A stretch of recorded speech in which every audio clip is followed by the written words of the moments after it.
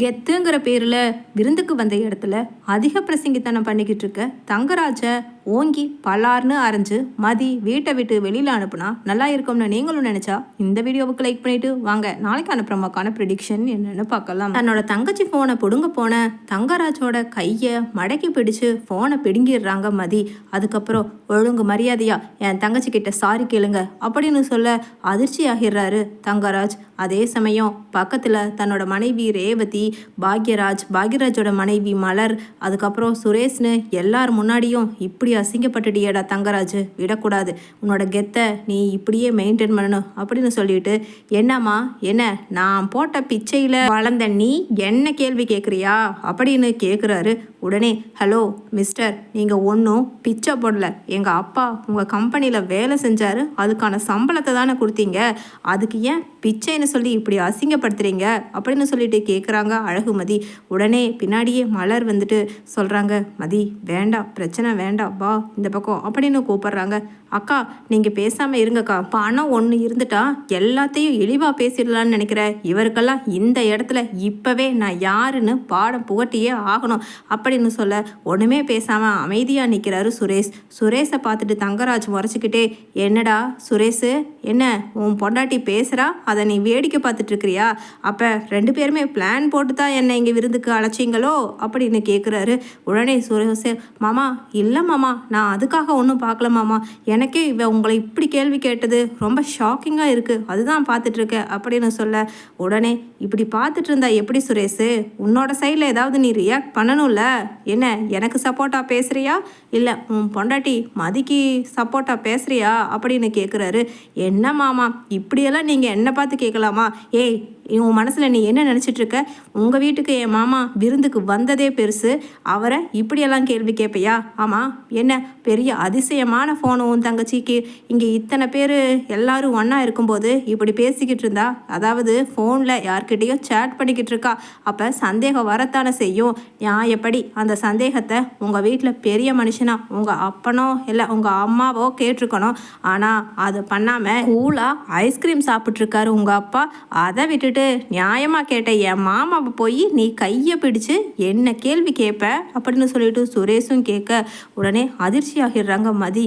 என்னது என் தங்கச்சி தப்பா எல்லாரும் இங்கே பேசிக்கிட்டு இருக்கும்போது சேட் பண்ணிக்கிட்டு இருக்காளா, சரி அப்படியே தப்பாகவே சேட் பண்ணிக்கிட்டு போகிறா, அது அவளோட பர்சனல், அதில் நானோ நீங்களோ இவரோ தலையிடுறதுக்கு என்ன ரைட்ஸ் இருக்குது, இது அவளோட லைஃபு அவளோட பர்சனல் அப்படின்னு சொல்லனே சுரேஷ் தலையில் கை வச்சுட்டு, சார் தான் போ, ஒரு ஒழுக்கம் வழக்கம் அடக்கம் ஒடுக்கம் அப்படின்னு ஏதாவது ஒரு சொல்லி கொடுத்து வளர்த்துருந்தாவோ இல்லை குடும்பத்தில் முன்மாதிரியாக யாராவது இருந்து அவங்கள பார்த்து வளர்ந்துருந்தாலோ அப்படின்னா என்னன்னு தெரிஞ்சிருக்கும் அப்படின்னு சொல்லிட்டு சொல்ல, உடனே சபாஷ்டா மாப்பிள்ள சபாஷ் அப்படின்னு தட்டி கொடுக்குறாரு சுரேஷை தங்கராஜ். உடனே என்ன சபாஷ், என்ன ரெண்டு பேரும் ஏன் தங்கச்சியை ப்ளேம் பண்ணிக்கிட்டு இப்படி சிரிச்சுக்கிட்டு பேசிக்கிட்டு இருக்கீங்க, இது என் வீடு, முதல்ல ரெண்டு பேரும் வெளியில் போங்க அப்படின்னு சொல்ல, உடனே பலமாக சிரிக்கிறாரு தங்கராஜ்.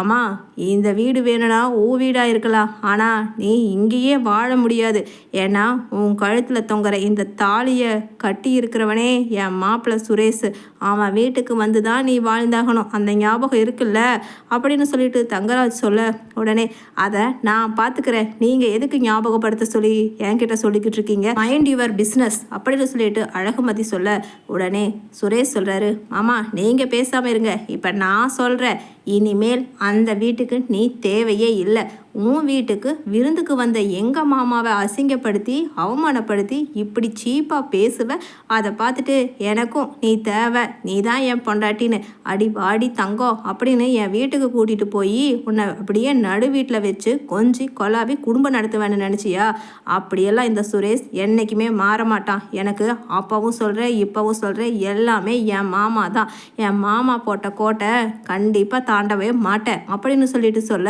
உடனே சுரேஷ் நீ உன் பங்குக்கு சொல்லிட்ட, இப்போ நான் என் பங்குக்கு சொல்ல வேண்டாமா அப்படின்னு சொல்லிட்டு சொல்கிறாரு தங்கராஜ். ஹலோ மிஸ்டர் ராமமூர்த்தி அப்படின்னு கூப்பிட, சார் சார் தயவு செஞ்சு என் பொண்ணு பேசுகிறத தப்பாக எடுத்துக்காதீங்க சார். மாப்பிள்ள நீங்களும் தப்பாக எடுத்துக்காதீங்க மாப்பிள்ள. அவள் ஆரம்பத்துலேருந்தே சின்ன புள்ள, எது எடுத்தாலும் வெடலை புள்ளத்தனமா வெடுக்கு வெடுக்குன்னு பேசி பழக்கப்பட்டவன், அதனால தான் இப்படி பேசிட்டான். மன்னிப்பு கேட்குறேன் சார், ப்ளீஸ் சார் அப்படின்னு சொல்லிட்டு சொல்ல, உடனே அங்கே பலமாக சிரிச்சுக்கிட்டே சொல்கிறாரு, என்னதான் உனக்கு பயம் இருந்தாலும் ஆனால் உன் பொண்ணுக்கு கொஞ்சம் கூட பயங்கிறது வர்ற மாதிரியே தெரியலையே ராமமூர்த்தி அப்படின்னு தங்கராஜ். உடனே சார் நான் சொல்கிறேன் சார், அவகிட்ட கொஞ்சம் கொஞ்சமாக மாற சொல்லி அப்படின்னு சொல்ல, நான் எதுக்குப்பா மாறணும், என்னப்பா இங்கே நடக்குது, நம்ம பாப்பாவோட ஃபோனை பிடுங்கினது இவரோட தப்பு, ஆனால் நீங்கள் என்னமோ காலில் விழுந்து கெஞ்சாத குறையா இவர்கிட்ட போய் மன்னிப்பு கேட்டுட்ருக்கீங்க, அதெல்லாம் ஒன்றும் தேவையில்லைப்பா, எழுந்துறீங்க மேலே அப்படின்னு சொல்லிட்டு அழகுமதியும் ராமமூர்த்தியை கையை பிடிச்சு மேலே இழுக்கிறாங்க. உடனே சரி நான் இப்போ சொல்கிறேன், இனிமேல் உனக்கு அங்கே வேலை கிடையாது. அது மட்டும் இல்லை, இந்த வீடு, அதாவது நீ என்கிட்ட கடன் வாங்கி கட்டி இருக்கிற இந்த வீட்டோட original document and name registration எல்லாமே இன்னும் என் பேரில் தான் இருக்குது. என்னைக்கு நீ வாங்கின தொகையை முழுசாக கட்டுறியோ அப்போ தான் உனக்கு திருப்பி கொடுக்குறேன் அப்படிங்கிறது நம்ம அக்ரிமெண்ட், அது ஞாபகம் இருக்குல்ல. அதனால் இந்த வீட்டை இப்போவே காலி பண்ணிட்டு போங்க. இதுக்கு மேலே இந்த தங்கராஜ் ஒரு செகண்ட் இந்த வீட்டில் இருக்க மாட்டான். என்னம்மா என்ன கொஞ்சம் 2 டிகிரி முடிச்சிட்டோன்னா எல்லாத்துக்கும் பாடம் எடுத்துடலான்னு நினச்சியா, இந்த தங்கராஜ் கிட்டேயேவா அப்படின்னு சொல்லிட்டு அப்படியே வில்லத்தனமாக முழிக்கிறாரு தங்கராஜ். உடனே அங்கே மாமா நீங்கள் பண்ணது கரெக்டு தான் மாமா, வாங்க போகலாம் அப்படின்னு சொல்ல, உடனே அங்கே பாக்யராஜோ, இதை பாருடா சுரேஷ், பாவண்டா அவங்க பாவம், அந்த பொண்ணை கூட்டிகிட்டு எங்கடா போவாங்க, டேய் சுரேஷ் இருடா மதியையும் கூட்டிகிட்டு போவோம் அப்படின்னு சொல்லிகிட்டே போக, உடனே சுரேஷ் திரும்பி, நீ வேணும்னா உன் பொண்டாட்டிக்கிட்ட ரொம்ப காலில் விழுந்து கெஞ்சி கதறி நீ கொஞ்சிக்கிட்டுரு, என்னாலலாம் அப்படி இருக்க முடியாது, நான் போலீஸ்காரன், ஆஹா தங்கராஜோட மச்சான், அதனால் நான் இப்படித்தான் இருப்பேன் அப்படின்னு தங்கராஜுக்கு சப்பு கொட்டிக்கிட்டே பின்னாடியே போகிறாரு சுரேஷ். உடனே அங்கே போய் கார் ஏறுறதுக்கு முன்னாடி ராமமூர்த்தி அப்படின்னு அழுதுகிட்டு நின்றுக்கிட்டு இருக்க ராமமூர்த்தியை கூப்பிட கை கட்டிக்கிட்டு ஓடுறாரு. ஐயா சொல்லுங்க ஐயா அப்படின்னு. வேணும்னா நான் ஒரு தடவை ஒரே ஒரு சான்ஸ் கொடுக்குறேன், அதை உன் பொண்ணு ஏற்றுக்கிட்டு ஒத்துக்குவாளான்னு கேளு. நிச்சயமாக அந்த திமிர் பிடிச்சவ ஒத்துக்க மாட்டா. அப்படி ஒத்துக்கிட்டா வேணும்னா திரும்பவும் இவளை என் மச்சான் சேர்ந்து வாழ்கிறதுக்கு யோசிப்பான்.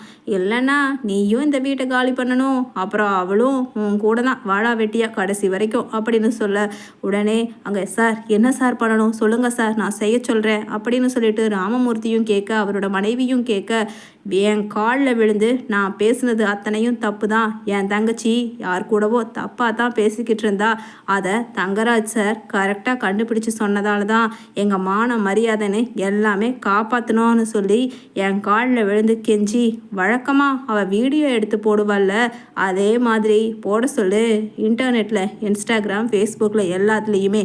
ஏன்னா என்னோட தங்கராஜோட பெருமை ஊர் முழுக்க எல்லாரும் தெரிஞ்சுக்கட்டும் அப்படின்னு சொல்ல, உடனே என்ன சார் இப்படியெல்லாம் அப்படின்னு சொல்ல, அது நடக்காதுல்ல, அப்போது உன் பொண்ணும் திரும்பவும் அந்த வீட்டுக்கு வந்து வாழ மாட்டா. என்ன ரேவதி பார்த்துக்கிட்டு நின்றுட்டுருக்க, காரில் ஏறு அப்படின்னு சொல்லிட்டு திட்டுறாரு. இல்லை இங்கேயே உன் தம்பி பொண்டாட்டியோட ஒன்றா இருந்துடுறியா, அதாவது நடு ரோட்டில் பிச்சை எடுத்துட்டு, ஏன்னா இப்போ அவளுக்கு வீடு கூட இல்லை அது தெரியும் தானே அப்படின்னு சொல்ல, உடனே அழகு மலரும் நின்றுட்டுருக்காங்க. ஏறுங்க எல்லாரும் அப்படின்னு மிரட்டுறாரு தங்கராஜ். எல்லாருமே ஏறி வீட்டுக்கு வர, தங்கராஜ் மாமியார் ராஜலட்சுமி கிட்ட சொல்கிறாங்க, பிடிச்ச கழுதையை அங்கே